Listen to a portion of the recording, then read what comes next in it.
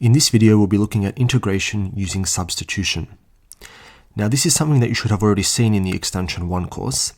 However, the difference between Extension 1 and Extension 2 integration by substitution is that in Extension 2, you're typically not given the substitution that needs to be made. You'll need to determine what the appropriate substitution is. So, our first example is the integral of 2x times e to the power x squared. So when we look at an integral like this, we have an e to the x squared here, and we can see that the power, x squared, has a derivative of 2x, which is popping up in our integral. So let's write that down. We have e to the x squared. Well, we can think of that as e to some function. Let's call it u of x, where u of x is equal to x squared. Okay, and we know that the derivative of u of x is just 2x. And this is helpful because we have a 2x in our integral. So the appropriate substitution to make here would be u equals x squared, and then we get our derivative du on dx is equal to 2x. Of course, we can rearrange this and have du equals 2x times dx. Now we can go ahead and substitute this into our integral. So our integral is going to be, let's leave the 2x for a moment. We have e to the x squared. Well, x squared is just u, so that's going to be e to the power u. And then 2x times dx, well, that's just du. So this is now du. And so we're integrating e to the power u, which is obviously e to the power u, plus a constant, because it's an indefinite integral.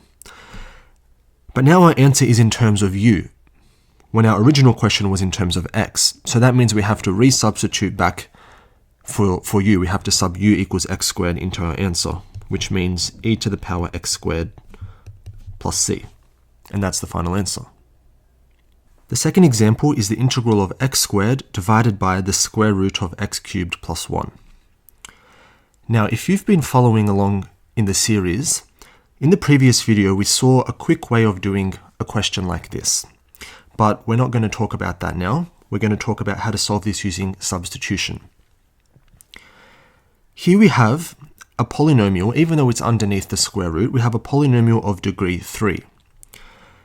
Now, when we make a substitution, we know that we need to differentiate the substitution that we're making. So if we were making a substitution u equals x cubed plus 1, we would differentiate that and get a polynomial of degree 2. It would actually be 3x squared, which is quite close to what we have on top. It's just differing by a factor of 3. So that seems like an appropriate substitution to make. So let's say u is equal to x cubed plus 1. When we differentiate that, we'll get 3x squared.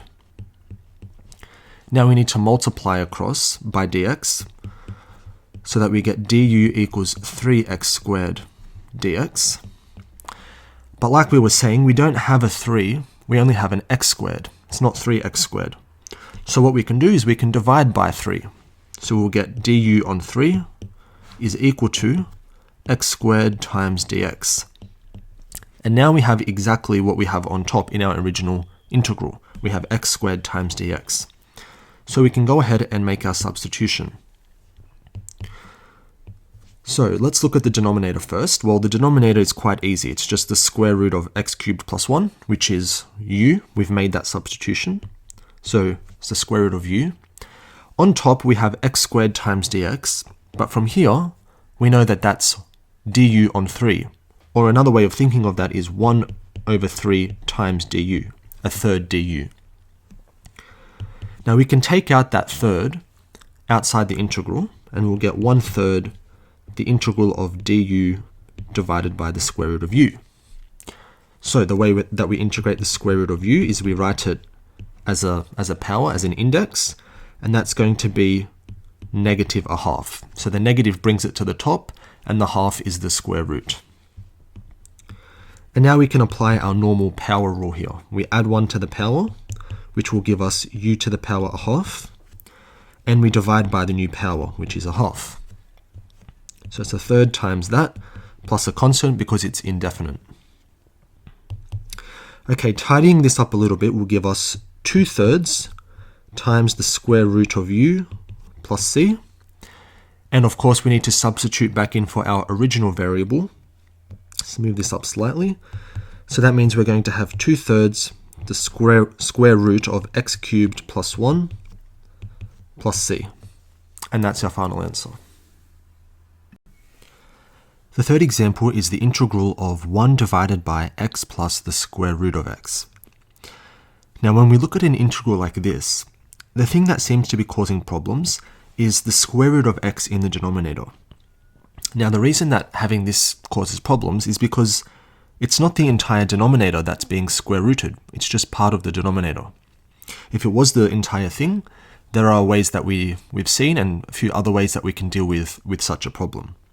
But here, like we said, it's just part of the denominator that's being square rooted. So we really want to get rid of that square root in the denominator if possible. One thing we could do is to just simply say let u equal x or square root of x. So if u is equal to the square root of x, when we sub that in, that'll become a u. So the square root's gone. Now what would x become? Well, if we square both sides here, we get u squared equals x. So x is going to be x squared. So my denominator now is u squared plus u, which is pretty good. We don't have a square root. Okay, but we know that we need to differentiate our substitutions, so let's go ahead and do that. I think it would actually be better to differentiate at this step here. We can use implicit differentiation. So we'll have 2u times du on dx is equal to 1. Now we want to find an expression for dx because we can see right here we have a dx that we need to change to a du. So if I just multiply through it by dx, I'll get 2u times du is equal to dx. Okay, now I can substitute that in for dx in my integral. So now we're ready to make our substitutions. So we have the integral of, on top I have 1 times dx, which is now going to be 2u times du, that's coming from here. So 2u du divided by the square root of x we said was going to be u, and x was going to be u squared. So this is going to be u squared plus u. From here, we can factorize the denominator, and we can take out a u. So we get u times u plus 1 du, and that's convenient because now we can cancel our u's. So we're left with the integral of 2 divided by u plus 1. And this is something we should be pretty comfortable doing. It's just going to be 2 times the log of the denominator, u plus 1, and plus a constant because it's indefinite.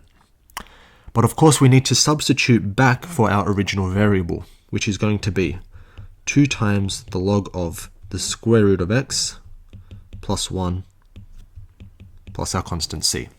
And that's our final answer.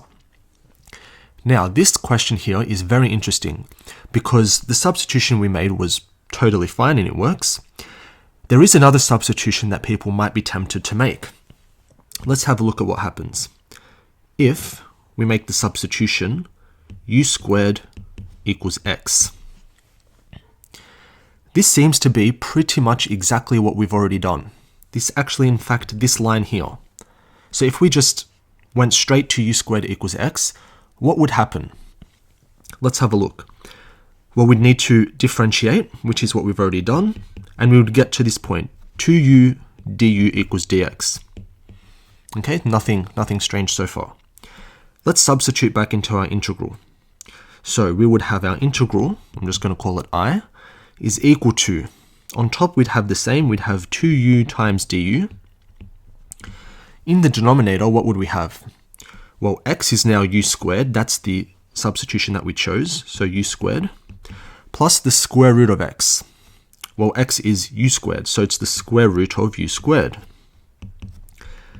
And we have to be very, very careful here, because a lot of people will be tempted to say that's going to be u squared plus u, but in fact it isn't.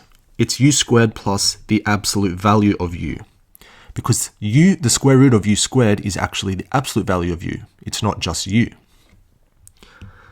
And this would cause some problems, because now instead of having a square root in the denominator, we actually have an absolute value in the denominator, which is really not something that we'd like to have. So we need to be very careful when making our substitutions. There is a general rule that we like to try to live by, I guess, when we're integrating. Let's write it down. We generally want to have a substitution of the form. So let's write, make substitutions of the form u equals f of x. So u as a function of x, instead of the other way around. So instead of making x as a function of u, so x equals g of u, for example, some function of u. And let's have a look. Here we have u equals the square root of x. This is u equaling some function of x. But here u squared equals x. This is actually x equals some function of u. So it's a very fine distinction to be made, but it's very important that we keep it in mind. We want to make substitutions of the form u equals something in terms of x, instead of x equals something in terms of u, because it will help us to avoid situations like this where we have absolute values in our integrals. Example 4 is the integral from 0 to 1 of the square root of 4 minus x squared dx.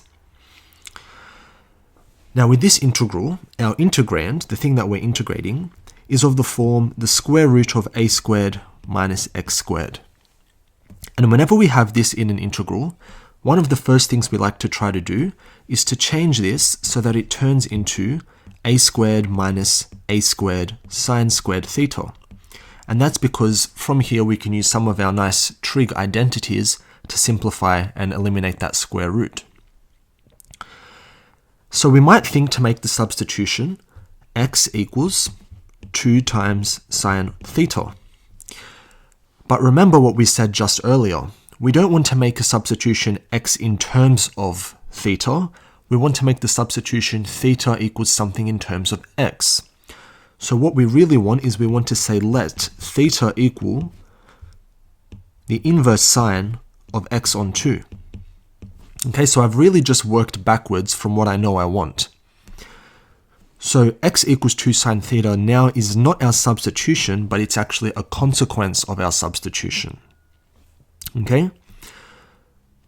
So we've made this substitution, and we'll see why it's beneficial to make this substitution in a moment. But now let's differentiate. So let's differentiate this, and we get dx on d theta is equal to 2 cos theta. And if we just rearrange, we get dx equal to 2 cos theta d theta. Okay, but we're not done yet. We also need to change our limits of integration, our bounds. So let's do that. When x is equal to 1, we want to substitute into this line here, because that's what our substitution was. And this is where it becomes very beneficial. When x is equal to 1, theta is going to be equal to inverse sine of a half. So what angle, so sine of what angle gives us a half? That's going to be 30 degrees or pi on 6 radians. So theta is equal to pi on 6. For x equals 0, we're looking at the inverse sine of 0, which is just 0. Now, what happens, let's have a look. What happens if I substituted, or if I used this line, x equals to 2 sine theta to do my substitution for my bounds? Well, let's just look at one case. When x is equal to 1, we would have 1 equals to 2 sine theta, which means sine theta equals a half. Now, this is indeed equal to pi on 6, but that's not the only solution. We actually have an infinite number of solutions here. So any of these infinite number of solutions would work. So the problem becomes, which answer do we choose for our new integral limit? And that's the benefit of using theta equals sine inverse of x on 2. There is also one other benefit that we'll see once we actually start doing the integral. Okay, so we really want to make that substitution theta in terms of x, not x equals something in terms of theta. Okay, but now we have our limit bounds. Let's actually start integrating. So this becomes the integral from 0 to pi on 6 of the square root of 4 minus 4 sine squared theta multiplied by dx, but we have dx here, that's just 2 cos theta d theta. Okay, we can simplify what's under the square root. That's just going to be, if we take out a factor of 4, we'll have 4 times 1 minus sine squared, and we know that 1 minus sine squared is equal to cos squared. So we have the square root of 4 cos squared theta times 2 cos theta d theta. Okay, and here comes the second benefit of using the theta equals something in terms of x substitution. If we think about this, we can take out the 4 from underneath the square root. Let's do that. And we'll get 2 times the square root of cos squared theta. Okay, times 2 cos theta. And like before, many people would be tempted to go straight from the square root of cos squared and just write cos. However, that's not 100% correct. It's actually the absolute value of cos theta. But in our case, because we've been very clever with what our substitution was, we can go and write cos theta. Now, you need to think about why that is the case. And let's think about it on the side here. Let's move up a little bit. Let's also use a different color. Let's go back to blue. We said that theta was equal to sine inverse of x on 2. This will actually tell us that cos of theta is greater than or equal to 0. Now, I'm not going to fully explain why that is in this video, but to convince yourself, you should draw these graphs. Draw the graph on the x theta plane. Draw the graph of the inverse sine, and then see what values of theta come out and plug those into cos. And you'll see that cos will always be positive. Okay, and that will justify this claim of cos theta being greater than or equal to 0, which allows us to write 2 cos theta here instead of the 2 absolute value of cos theta. And that's actually a very rigorous understanding now of why we can do that, instead of just ignoring the fact that it's an absolute value. Anyway, let's continue on with the integral. We'll get the integral from 0 to pi on 6 of 4 times cos squared theta d theta. And the integral of cos squared theta is something that you should have learnt in the 3-unit course. We just have to use our double angle rules. So I'm not going to spend too much time on that, but we can write cos squared theta. I'll bring out the 4 out the front. We can write cos squared theta in the double angle way of a half as a half 1 plus cos 2 theta d theta.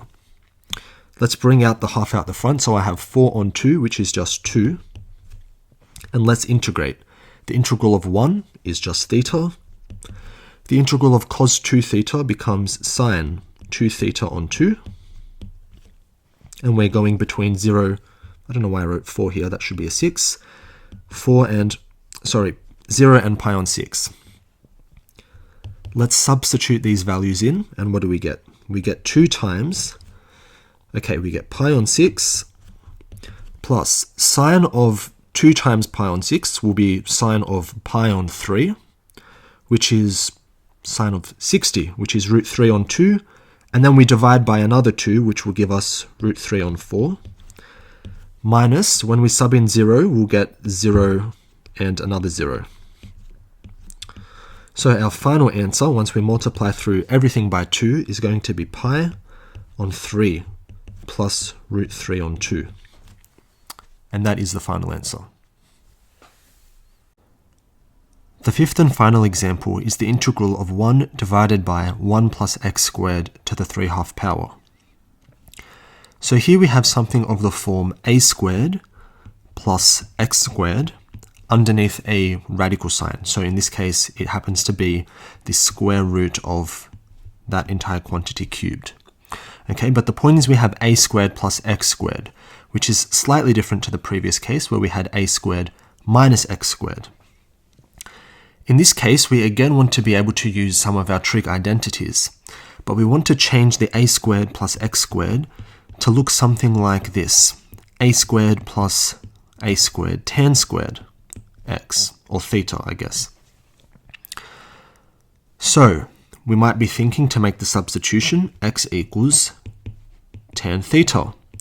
But of course, like we've seen in the previous two videos, we don't want something of the form x equals something in terms of theta. We want theta equals something in terms of x. So we just sort of reverse engineer, and we see that we want to say let theta equal the inverse tan of x.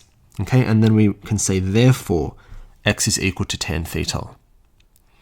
From here we can differentiate, and we'll get dx on d theta is equal to sec squared theta, and so dx is equal to sec squared theta d theta. And now we're ready to go ahead and substitute everything into our integral. So on top we have dx. 1 times dx is dx, and we know that that's equal to sec squared theta d theta. So on top we have sec squared theta d theta.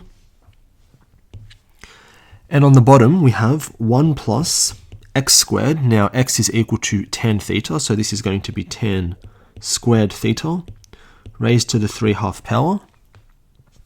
But we know our trig identities tells us that 1 plus tan squared is going to be equal to sec squared. So we have the integral of sec squared theta divided by sec squared theta to the 3/2 power. And so now we're going to use the fact that sec squared theta to the 3/2 power, well, the half part of that power means that it's the square root. So it's the square root of sec squared, which typically would be sec, the absolute value of sec, not just sec. But we've been careful with our substitution, and we've said let theta equal to tan inverse x. And this actually implies that sec is greater than 0. And I'll leave that for you to check. It'll be something similar to what you would do for the previous question. So from that, I can say now this is equal to sec squared theta. Let's make that a bit neater. Divided by, well, sec squared to the 1/2 power is just going to be sec, because sec is positive. And then sec, once we cube that, will be sec cubed d theta. And at this point, we should really say because sec theta is greater than 0.